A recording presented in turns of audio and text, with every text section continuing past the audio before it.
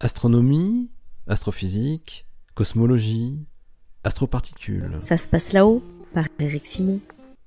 En septembre 2019, une équipe internationale publiait dans Nature une étude décrivant une émission de rayons X mous quasi périodique à très courte période, seulement 9 heures, en provenance du trou noir supermassif d'une petite galaxie nommée GSN 069.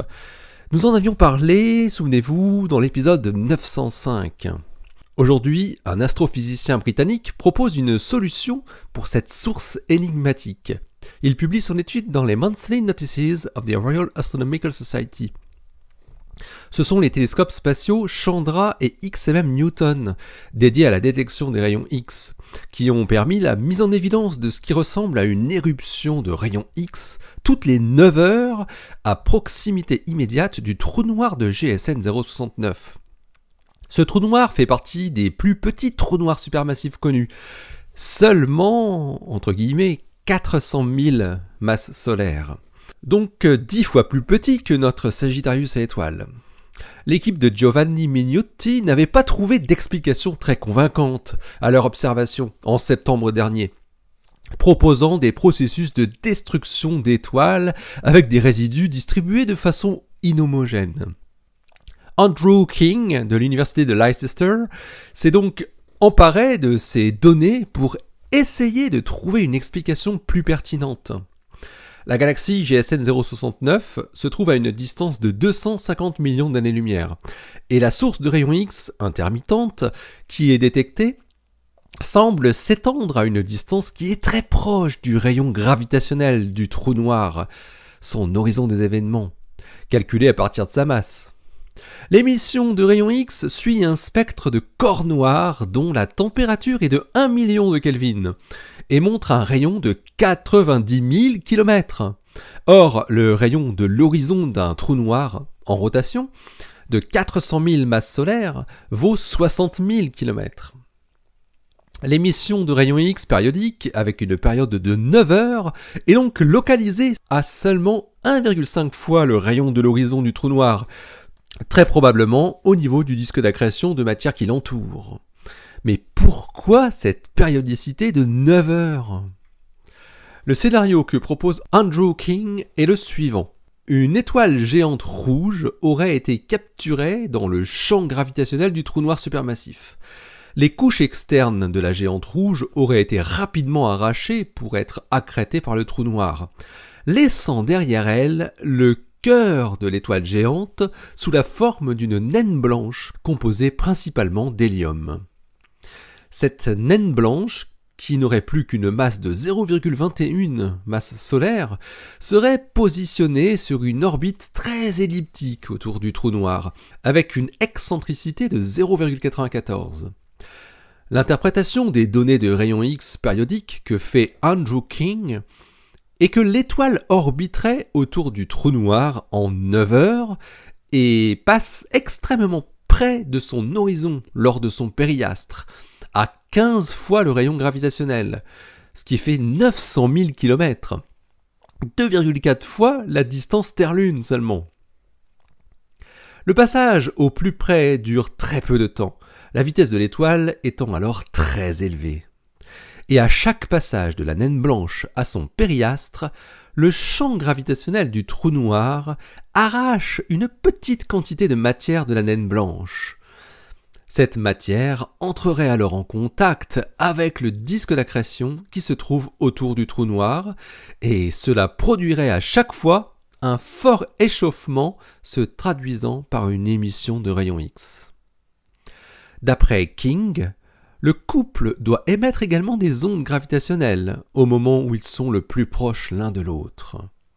Et l'astrophysicien britannique prédit quel devrait être le destin de cette naine blanche autour de ce gros trou noir.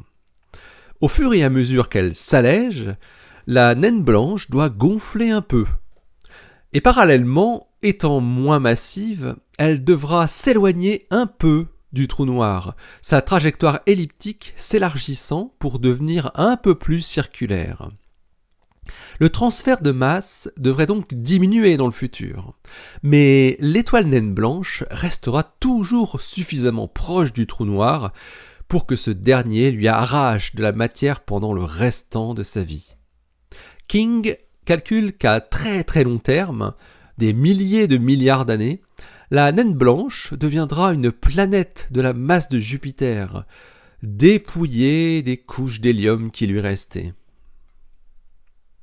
Les astrophysiciens ont déjà trouvé de nombreux cas d'étoiles qui, s'étant approchées trop près d'un trou noir massif, ont été détruites par les forces de marée gravitationnelle qu'il produit, en émettant au passage un feu d'artifice de rayonnement.